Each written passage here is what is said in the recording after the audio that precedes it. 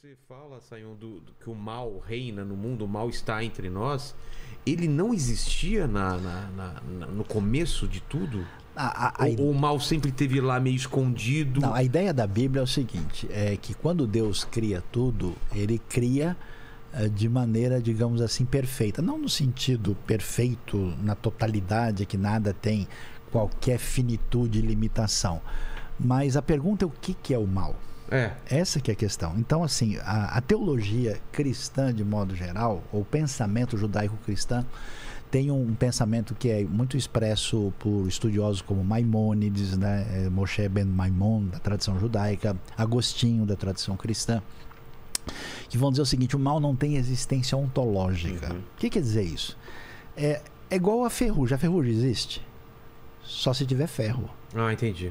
Então, se não tem ferro, não tem como a ferrugem, não tem como ter doença se não tem organismo. Entendi. Então, ele não tem uma existência, digamos assim, essencial. Porque como é que eu defino o que é mal? Tem que ter um parâmetro, uma referência. Essa referência é Deus. Então, o mal tem a ver com uma rebelião, uma ruptura, uma oposição àquilo que é referência, àquele que é referência, que é o próprio Deus. Diferente do pensamento, vamos dizer, não bíblico, onde se entende, aí que é o drama da situação, que a realidade ela é composta na sua essência ontológica, constituinte de bem e mal. Quer dizer o quê? O mal nunca desaparecerá. Você está fadado a estar com ele. Então o pensamento bíblico é diferente. Por quê? Porque ele não se entrega a um fatalismo. Isso quer dizer que tudo aquilo que está numa categoria negativa, que se opõe à referência da divindade, eu estranho, eu rejeito, eu luto. Por isso que o pensamento bíblico tem o quê? Justiça social. Os profetas chegam pegando pesado. Não pode fazer isso. Isso é roubalheira. Isso é mancada. Isso é sujeira. Que isso? Entendeu? No mundo sem essa perspectiva, olha, não tem o que fazer, né? As coisas estão assim, estão escritas nas estrelas. Não tem como mexer. Aí não. Então, quer dizer, porque a realidade original não é essa, você sonha com essa esperança que vem da palavra divina. Quando você olha o Apocalipse, pega no final, Nova Jerusalém, ela é uma volta ao Éden. Ela é o Éden urbanizado.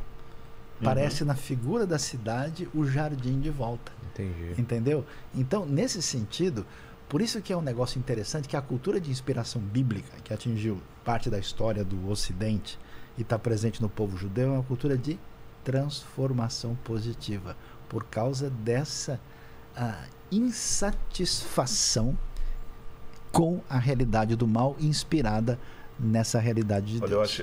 Eu queria até colocar uma historinha. Você vai mudar do assunto ou não? Não, é dentro desse assunto mesmo. É porque, até completar ele, não sei se tem a ver com o que você vai falar, porque tem religiões até que dizem que o mal é intrínseco e não tem como uma coisa depende da outra. Sabe aquela coisa de uma coisa o Yin Yang, aquele desenho do Yin Yang. O que seria o mal se não fosse o bem? Isso, exatamente. Além de, o Yin Yang coloca justamente isso. Além deles serem intrínsecos, o bem tem um pontinho de mal e o mal tem um pontinho de bem. O pensamento bíblico, como o Sayão bem colocou, mas é o oposto disso. Não é só ir contar uma historinha que ilustre isso que ele falou. É uma anedota dessas de internet, mas eu acho que ela do ponto de vista ilustrativo, ela é válida.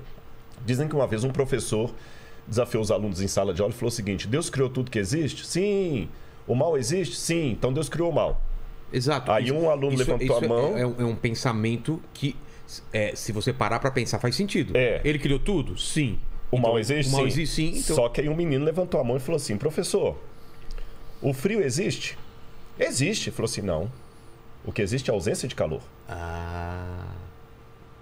O escuro existe? Não. O que existe é a ausência de luz. Entendi. Então, na verdade, o frio, do ponto de vista dos químicos aí entendem melhor do que eu, o frio, na verdade, é a sensação provocada pela ausência de calor.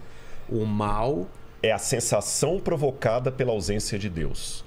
Não é nem de bondade. Não. Isso eu posso definir. Porque a bondade se define a partir de Deus. A partir de entendi. Deus. Senão fica uma coisa vaga. Exatamente. Se é bondade. Se eu puder definir inferno numa palavra única, é bem homilético que eu vou falar aqui. Inferno é a ausência absoluta de Deus. Absoluta. É a ausência absoluta de Deus. É por isso que até quando fala do fogo que queima lá, é um fogo que não produz queimadura, ele produz angústia.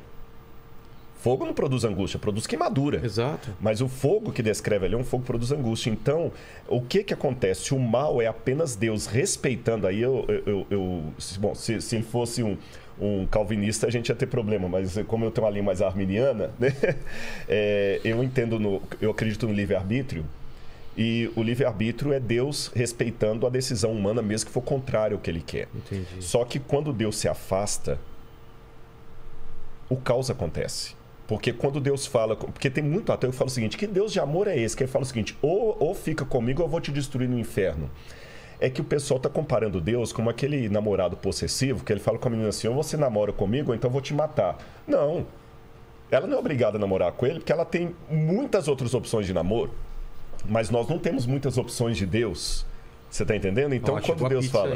Olha, quando Deus fala, fica comigo, senão você vai morrer, é como se a água pudesse falar com o peixe assim, vive em mim. Posso fazer um... Por favor. Te amo, tá? Te amo, filho. Tchau, boa viagem. Vai com Deus.